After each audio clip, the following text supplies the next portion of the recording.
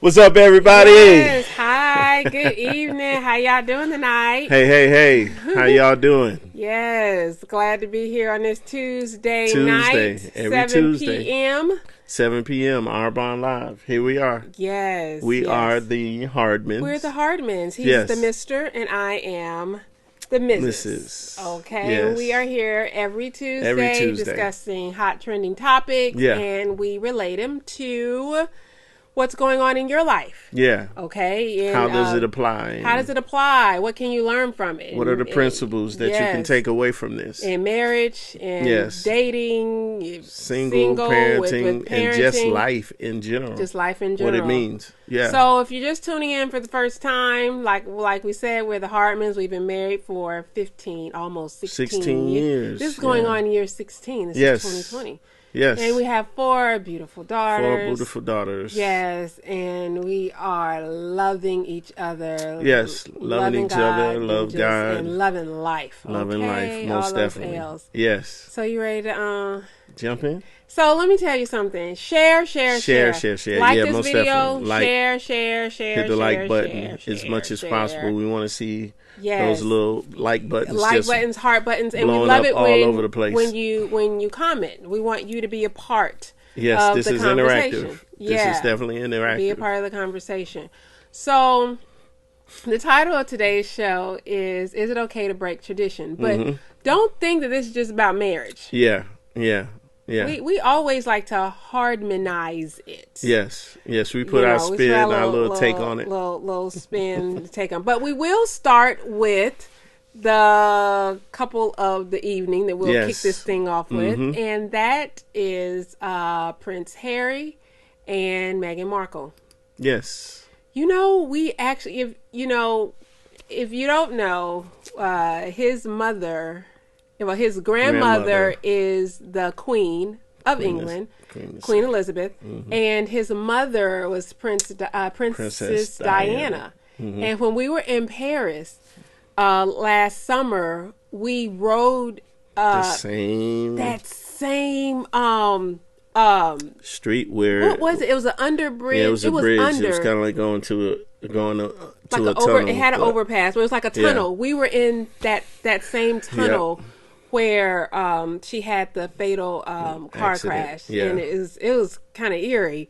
But so Prince Harry and Meghan Markle. I know that's not her official name yet, but we all know her in the U.S. as Meghan Markle. Yeah, they married in 2018. So let me just tell you just a little brief history about them. And, we love... She's the setup woman. Yeah, I set it up. Yeah, she sets up. She does the research. He's the closer. I close. I guess I'm the closer. But, but I help you. I help in the setup and I help in the closing. Yeah, how about so that? She's a dual threat. Yes, I am. But he's going to help with some of the setup. He'll add in his opinions and commentary. But they met, actually. It was a blind date. And they met in 2016 through mutual friends. So after meeting, they enjoyed themselves that evening. And then, like, at the end of the day, they were like, hey, you want to hang out tomorrow? And they did. Yeah. 3 weeks later, Prince Harry invited Meghan to Africa because he does missionary work. Invited her out there to Africa for 3 weeks. Say, hey, you want to spend some time mission trip in Botswana? And he said, and she said yes. And he said that he knew when he met her that she was the one the first time. Yeah. That can happen. You can attest to that. It can happen. And so then he loved the fact that whenever they were in Africa for those 3 weeks, they were away from like just normal life. Yeah. They were getting to know each other and they hit it off pretty well. Fast forward, they got engaged. Fast forward, married. Yeah. Then had a baby. Yeah. Okay. And they're very internationally known. Very internationally known. Yes. She and if you can look at the picture, she's a different nationality than him, right? So she is the first in the family to look like that, right? Yes. African American female, beautiful African American female. And so they've gone through ridicule in the media, amongst the people who know in their family, just in the people in tabloids, all of that. People in general in their country, as all being news the odd and copy. Media, odd couple. And so he's been fighting. He's always behind the scenes. There were like periods of time where like each night he was fighting legal battles to not put defaming, bad things in the media. About her. So he's always behind the scenes fighting. Yeah. So they recently made headlines. They want to break away. Yeah. And they want to live independently from outside of their royal tradition. Yeah. And they want to make money independently on their own for their family. So they want to live in North America, Canada. Yeah. And they said they were going to they'll spend some time in Great Britain and they want to make their own money and they want to pursue their passions of charity work. Yeah. Okay. And just live life together as a married couple. Life. So this caused an uproar. People are saying, "Oh, it's her fault. If he wouldn't have married her, he would still be sticking to his tradition of being in the royal family. This has never happened. How dare her? How does she now coming there and wreck all of what has been hundreds of years of tradition?" Yeah, but you know what though? His mother, Princess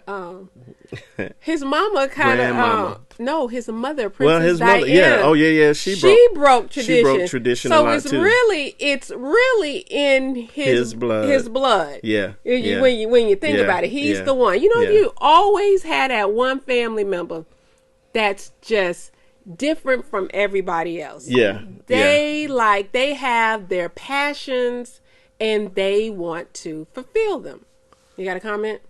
Yeah. Joseph said, I think we shouldn't mix it. Will only take us away from our tradition. Okay. So he's saying that if they didn't get married, I guess he's saying if they didn't get married, shouldn't mix, and not mixing it will only take away, or mixing it will only take away from our tradition. But then, so he's saying because they mixed it, took away from tradition, their tradition, and then to play. I don't want to say devil's advocate, but the opposite. Play the other side. To play the opposite side of that. If people did not break out of tradition in this world, it would be stagnant. Like they would, how would they pursue something new and different? How could they explore their inner wants and their inner needs? That's just another way. That's another way to look at it. But I appreciate what he's saying. Yeah, and I think we're probably going to have people on both sides of the spectrum being able to express themselves, and that is exactly what we want you to do. That's what we want to do. Because this gives us an opportunity to express and explore the different viewpoints of our viewing audience, and we want to definitely make sure that we're engaging every side so that we can make this a good dialogue. But some people did say, well, if he wouldn't have married her, if he would have just married one of them women, because in their culture, these women are groomed to become, the next. She's a duchess, but to become the next duchess or princess, they are groomed from birth. And a lot of cultures have that. A lot of cultures have your husband or your wife is picked for you. Period. And they have families, and they live their life. Yeah. So the question is, and I'll just say this: the question is, from that standpoint, is how do you view tradition? That would be the big. What's tradition? Yeah. What is considered traditional. And so that will be the biggest way to really determine how this conversation is going to go too. But let's go. We have questions. We got some questions. So let's break into our first question. Yeah. So our first question for tonight, and we want you guys to be engaged. So please share your comments. Thank you, Joseph, for sharing your comment. Please share your comments so that we could see and we can discuss. All right. First question. I'll read the first question. That's the first question. Okay. So the question is, what are the causes for traditions to be broken? What are the causes for traditions to be broken? All right. What are the causes for traditions to be broken? So basically, why do you break a tradition? Yeah, why do you break a tradition? All right, so let's see. There are many causes for traditions to be broken when traditions become stagnant and they stop you from fully reaching your full potential. I think sometimes traditions can stand in the way of actually being seen. Now, because I have, I'm a pastor and I have a background from a Christian perspective, Jesus broke tradition, a lot of tradition. And so what happens when you break tradition? You're instituting something new.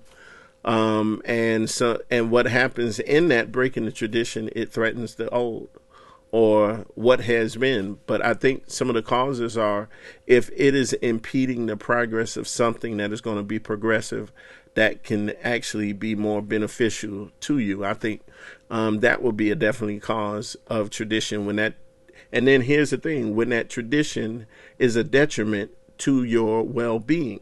Mm-hmm. That's another aspect of tradition. Could you imagine that there was a time when slavery was a part of the tradition? Tradition of the country. Tradition of the country, and the well-being of the slaves were harmful to the slaves. And until there was an opportunity for that tradition to be broken, it was going to still be instituted. And there are some who still want to go back to that tradition. So we have to look at that. So let's look at some traditions. What are some traditions we can give as an example? Mm-hmm. Like, it could be the tradition of, okay, you are accustomed to going to every Sunday, going to your mama house. That's a tradition. That's a tradition. Yeah. Every Sunday, you go over to Big Mama house or you go to your mama house. Yeah. Yeah. But now you married, and you're having have kids and things like that. Is it okay to break that tradition? Yeah. Yeah. And then a lot of times too, when you're married and you're having two separate traditions trying to be merged together, there are some things that you can take from the tradition of both sides of the family, and there's some things that you can discard and create your own. Create your own tradition. And I think in those instances, and then I think another cause for a tradition to be broken is when that tradition has no meaning or value. That's good. Why are you doing it? Yeah, I'm gonna share a little 30 seconds. So, there was a time where there was a grandma who she used to cut off the ends of the ham, or the ends of the meat, so that she could put in the pan, and it was passed down to the mother. The mother, when she made the meat, she would cut off the ends of the hams, put it in the pan. And then on the third generation, the question was asked, well, why do you cut off the ends of the meat in order to, for the ham? And the question was asked, well, why do we do that? So it went all the way back up to the grandmama, and the grandmama said, well, I cut off the ends of the ham because the ham couldn't fit in my pan. Had nothing to do with the actual cooking, with the actual cooking, seasoning, or anything. It was just convenient to cut the ends off of the ham, but now they got bigger platters and bigger stoves. She wanted the stove was only but so big, so she had to cut off so that it could fit in the pan that could actually fit in the stove, which has no bearing on the tradition of now. So when that happens, you it's like, okay, well, this tradition has no bearing on what we're doing at this particular point. It has no value, to what you want to move forward in. So think about that. Yeah. Like everyone, think about, are there traditions in your life that you feel have no value? Yeah. Yeah. We all do. Mm-hmm. We all do. Mm-hmm. And so could that be like a clutter in your life? Is it an asset or is it a liability? Yeah. You gotta really think about that. So we have comments from, I don't know, Periscope, YouTube, and Facebook. One of the Letitia Frey said blending families requires give and take. So anytime you're blending two families together, it's definitely going to be some give and take, because you are coming from two separate traditions. That's true. And you're now trying to blend those traditions together. And when that happens, there could be some, clashing or heads bumping. So those who are trying to blend those traditions or families together, they really definitely have to have some moments of compromise and concession on each side. Yeah. And I think that's very important in relationships and marriage, in life in general. There are some things that you can't always get your way. So how do you begin to adapt or be flexible to and be able to tolerate some of those things, but not to the point of where you lose yourself? Because I think too, in their case, Prince Harry and Meghan Markle, they want to pursue some things, and them staying in the tradition that they're in is going to be a detriment, or it's going to stop them dim their light from them being able to pursue some of the things that they really want to do. And so when you get to that point, those are some causes that will push you to the point of saying, you know what, is this really important to me? Is this really important to me? We got a couple of comments. Comment says tradition is just a framework that can be built upon. I like that, Philip Stark. And then also it says, look at generational curses, children out of wedlock, teenage pregnancy. They have become tradition. And then he said, these definitely need to be broken. That's right. So when you start looking at cultural traditions or traditions of society, these things that can actually be detrimental to your progression, to the progression of people as a whole, to humanity. There are some moments when those traditions have to be broken. Now, I like what he said. Tradition is just a framework that can be built upon. Yeah, and you could look at some of the aspects of that framework to see if it fits within your philosophy. Right. And if that framework fits into your philosophy, then it's not bad to, keep the tradition. And I like how we're all individuals. Yeah. Do you know that we don't have to do the same thing as our parents? Yeah. Yeah. Or as our siblings? Yeah. Like, we do not, this is our own life. We're accountable for our own life. Yeah. So I like how he said that too, about it being a framework. Yeah. And a lot of times too, a lot of us, I think, sometimes are afraid to even just question. Yeah, we stick with the status quo. Stick with the status quo and be like, I don't want to ruffle no feathers. Yeah. Imagine what Meghan and Prince said. They tried to talk to the grandma. They was like 3 months. They had to set an appointment to meet with her. They was trying. So you know what they did? They did it their own millennial way. They just put it out there on social media. Put it out there on. Well, that's not a millennial thing, because 45 does it all the time. But they just put it out there, and then it forced her to have a meeting. Forced the conversation to be had. It forced the conversation. Yeah. So they were trying to go in order, and and be respectful. But then at the same time, they were trying to live their life. They're both parents now. Yeah. That's a husband and a wife. He's in charge of his family. So they had to make some decisions, like what's best for my family, what's best for my son, what's best for my wife. Yeah. And it's amazing too. It's I think for a while they've been doing the groundwork and doing the research on this. Don't think that this was just like a last minute, I have an idea. Yeah. So I saw some audio of back when The Lion King came out. Lion King came out, I think, last year. They had when it was the not the animated Lion King, but that Lion King with Beyonce, right? Mm-hmm. So they was at a premiere of it on the red carpet, and so Meghan was talking to Beyonce and Jay-Z, and just her nice pleasantry. They was hugging each other. In the meantime, Prince Harry, he was close by, not like right there talking to them. His attention was to the owner, the CEO of Disney. And you could hear the conversation of him saying, well, my wife, Meghan, does voiceovers. Mm-hmm. And he was like, oh, really? And then he just started talking about how good his wife is. Can't you imagine, probably like at home?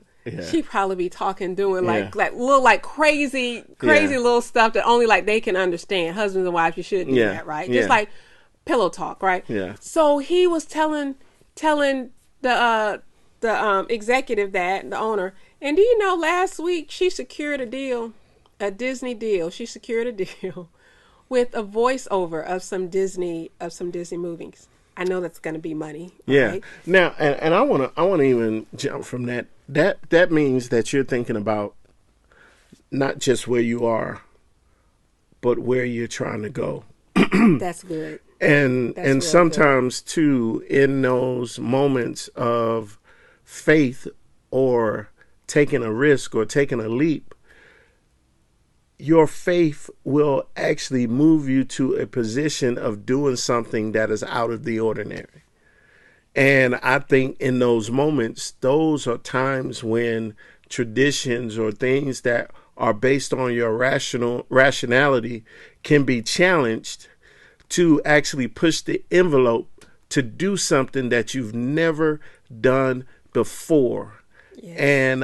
And I think in those moments, and this is bigger than, personally, is bigger than tradition.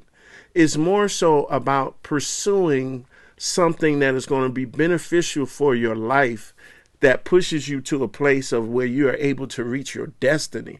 And sometimes tradition will put you in a box, and you got to get out of that box in order to reach the place where I believe God wants all of us to be, a place where we're connected to his will, and also to our identity, and most of all, to the purpose that we have for our lives. And I think when that happens, there are going to be some things where you're in a position to say, do I do it the way I've always done it, which has been considered a tradition or a ritual, or do I begin to look at things from a new vantage point and take the opportunity to do something that's totally different, that even scares me a little bit. It scares, yeah. But it's something that can actually be beneficial to my overall well-being, and I can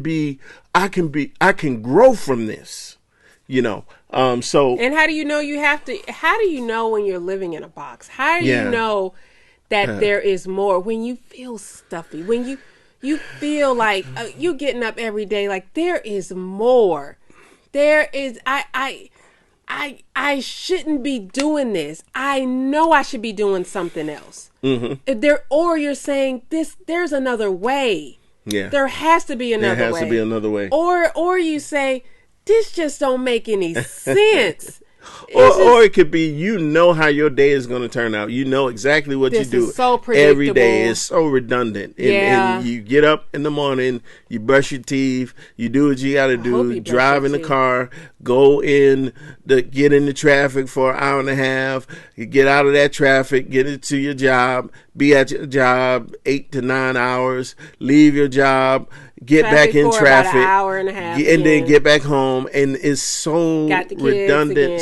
So there it becomes something that you feel like, man, you know what, I got to do something different. There has to be more to my life than what's been going on. And I think that's what happens when you begin to challenge yourself, to begin to see that there are different things that can be done in my life, that if I never take a chance, I'll never get an opportunity, or will never even have the possibility to see if there's something greater out there. And guess what? The worst thing that can come from that, with you trying something new or trying something different, the worst thing that can happen is that you stay the same way you are right now. Yeah. That's the worst thing that could happen, is that you just stay the same. So why not? Yeah. You gonna be the same anyway, right?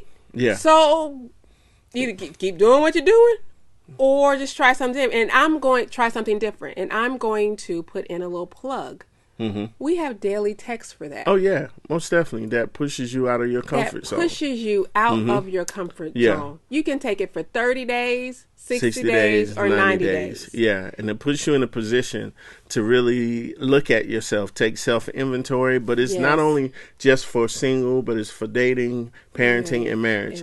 All of those. And what it does is just pushing you to a place of really pushing the envelope of your life to see where you are. Right. Where is there any possibility for me to ascribe or ascend to a different level in my life? And how can I get there?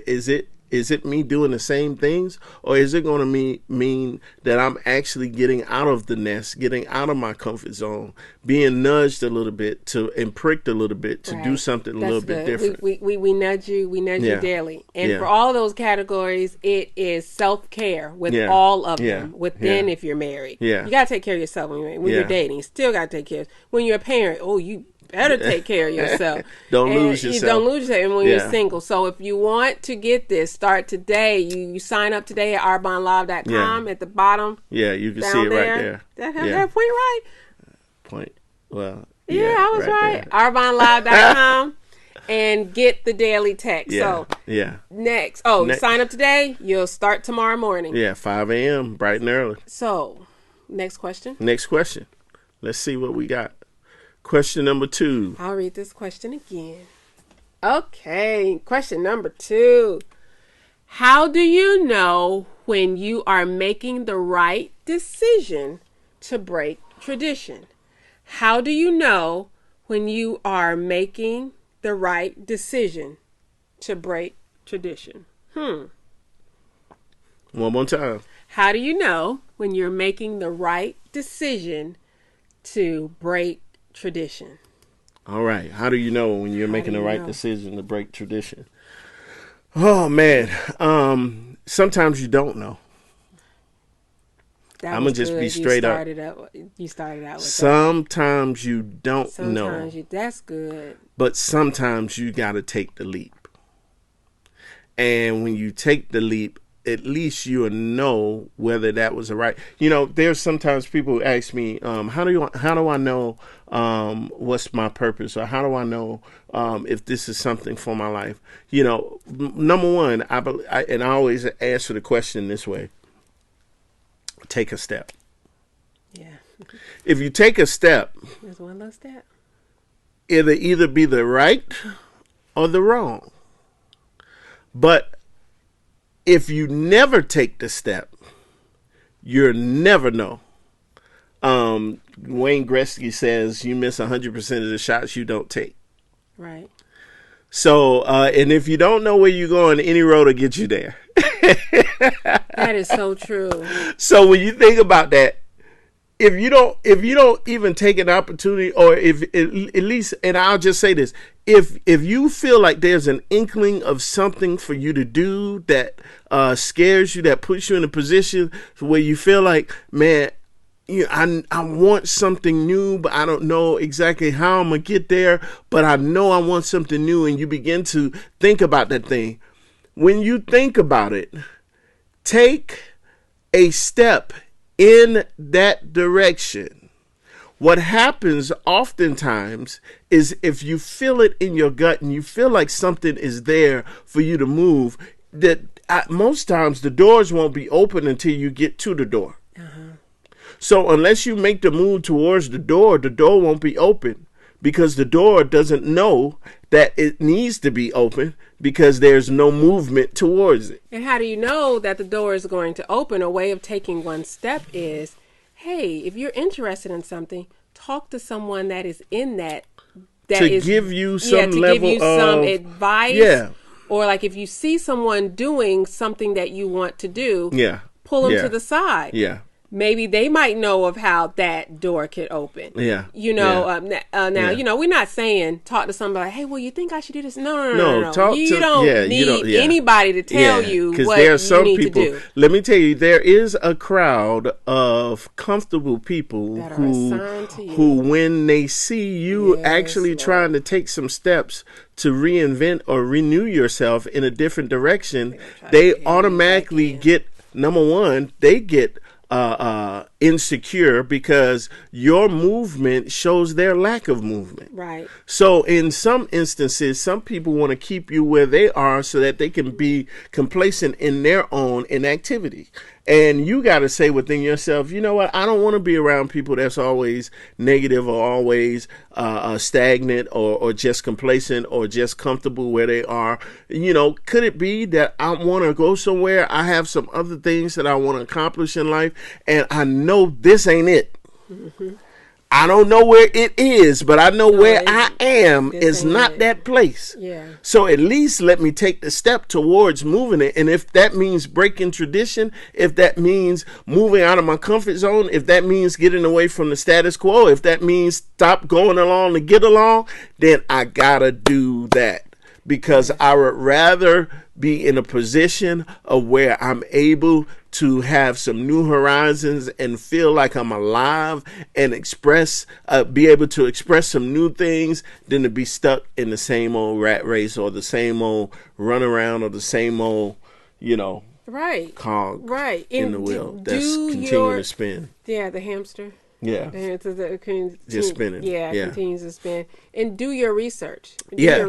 I know what helps me is I get that nudge from the Holy Spirit. Mm-hmm. And he guides me.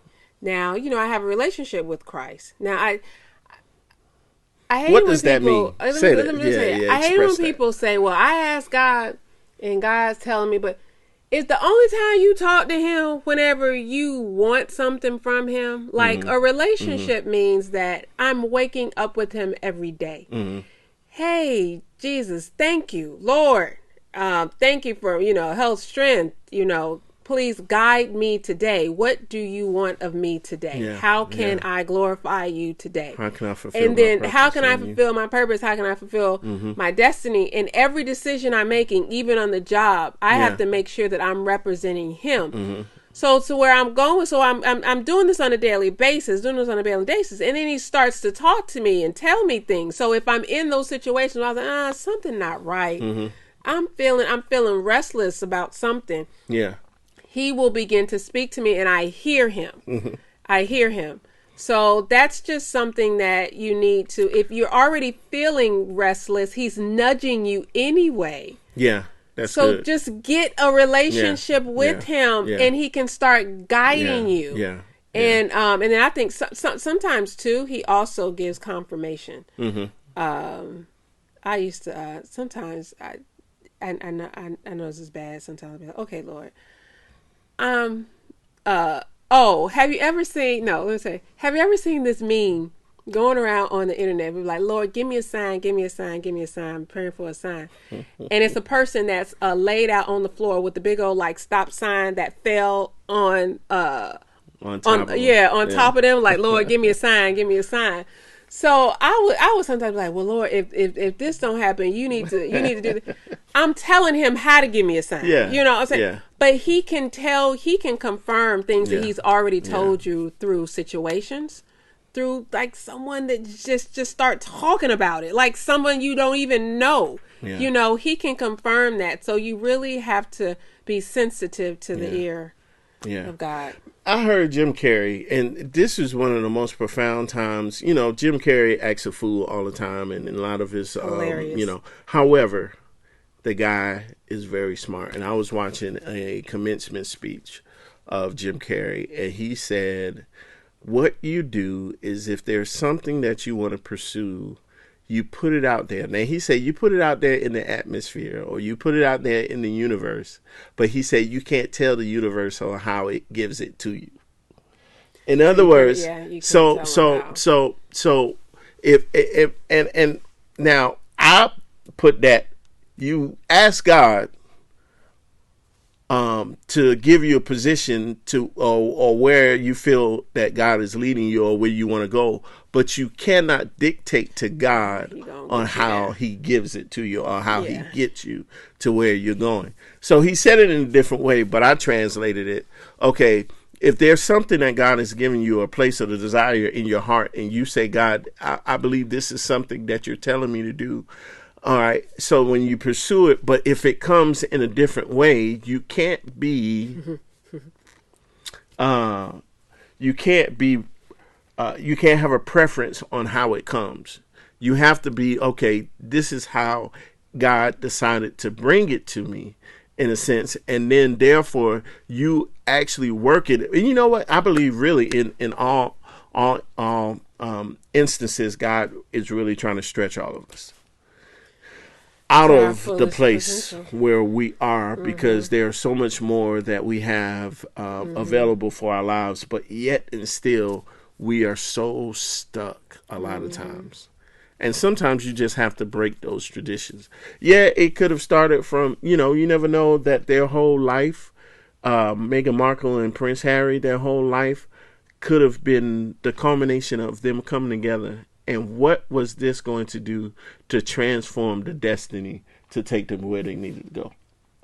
You begin to think about that. And for their legacies, for their legacies forever. I feel that God places you with someone to assist with the brewing inside of you. I feel that Prince Harry has been having a different approach and feelings for some years. Time, yeah. He just met the right one. Yeah. He met the right one that could support him and align with his goals and his wants and his desires to help bring that thing to fruition.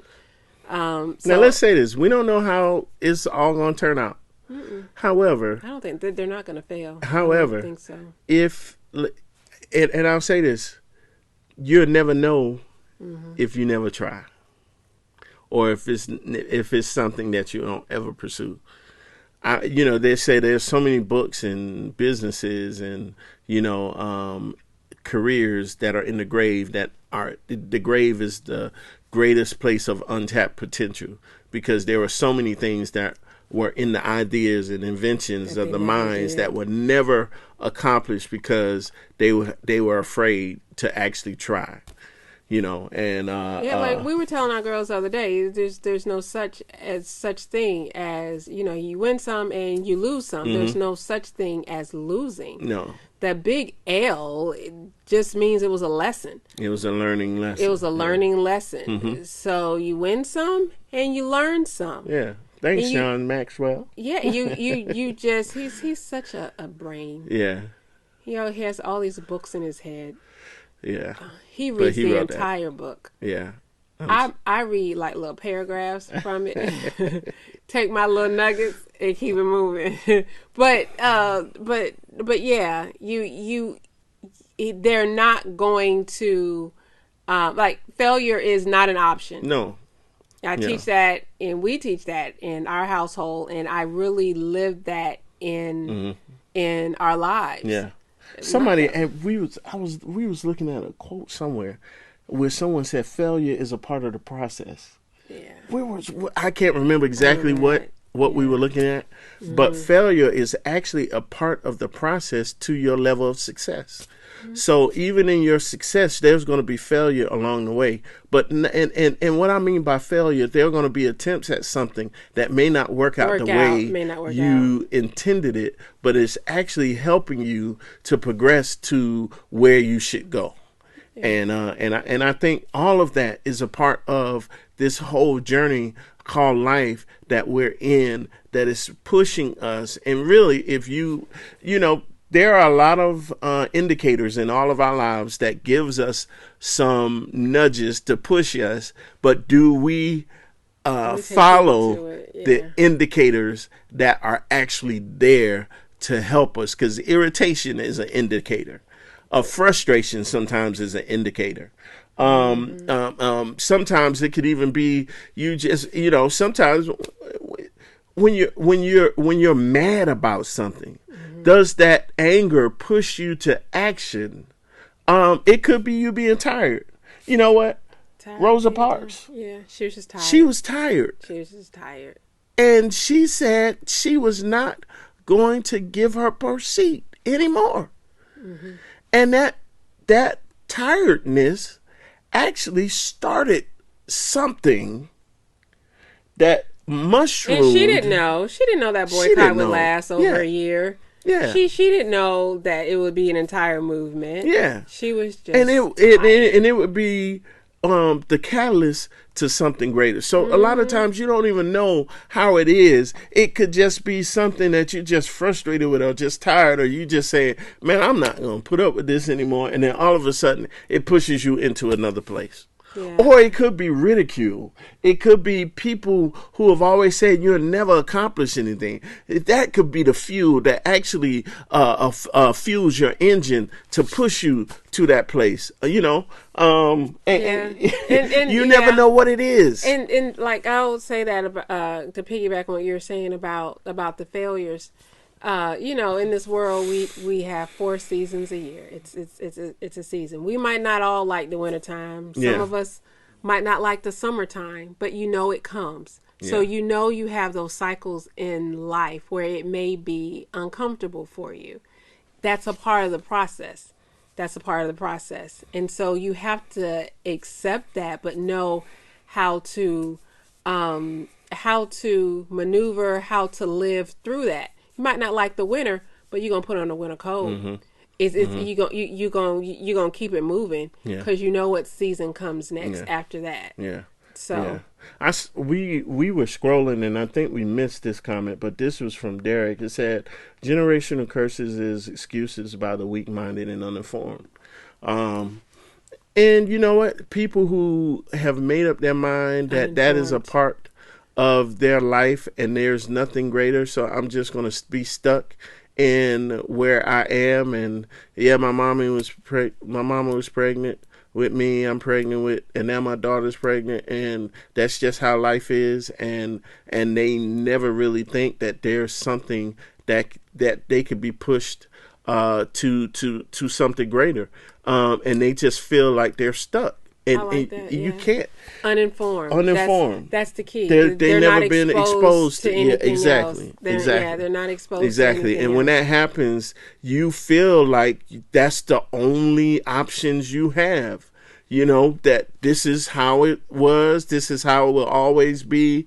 And I've never seen anything different. So basically, this must be my life. And that's scary. There are some people who've never gone out of their city to explore another place.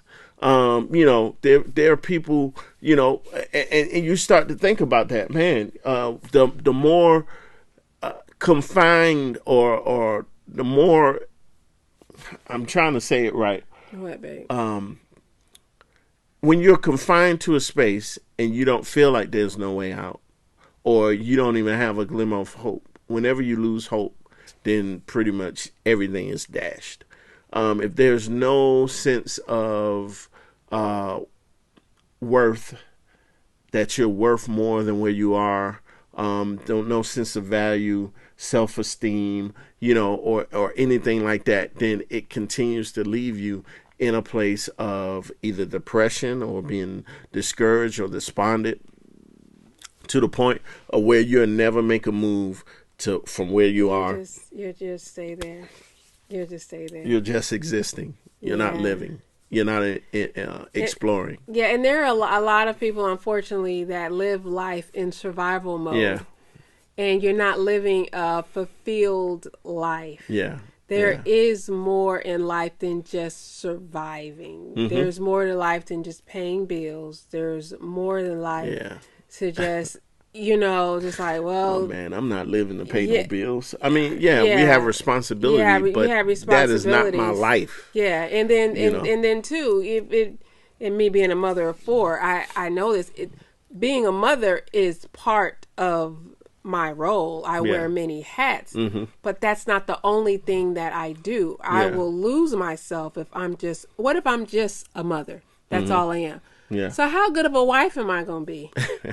How good of we are all multifaceted. How good of a career woman am I going to be? If I'm just focusing on one area. Yeah. So again, our daily texts really do help. Now, and I want to just put this out here. We're not saying if that's what you want to do, as be a stay-at-home mother, or if that's something that you want to do and that's really your passion, your goal to really, then guess what? Then that's where you should be. We're not trying to push you out of the place where you feel like you should be. But if you feel that's not where you should be, or if you feel, and I won't even say not where you should be, but if you feel that there's more to you than that just one aspect of your life, then we're saying, hey, you may have to explore that. But because then you're going to be miserable. But then, too, being a stay-at-home mother we are so multifaceted as women. Yeah. We could do more. Yeah. If we do stay at home as a mom, we know being with them kids all day, there's inventions, things that we can create.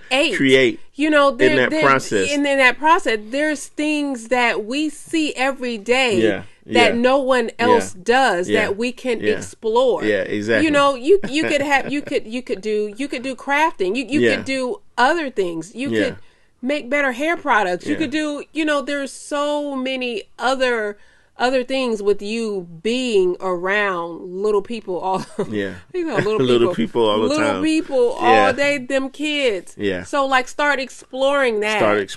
So I never implied, that. Yeah, no, we're not saying that to imply that. But there's more than you're just not a one. You have more to you. Yeah, God more created to your life. us. God created us for that. So just start exploring if you think that there's some passions and things. And like I was saying, we help you with that with the daily text. There you go. We really do, because we want everyone to be living a fulfilled life. Yeah. And enjoying every moment of your life, and then leaving a legacy for the next generation, and then your kids, and then people in your family kind of learning from that, so it can break those generational curses. Yeah, it can break those cycles that are in people's lives that they never feel like they can break because they don't feel like they have enough power. But you have the power. You have everything you need.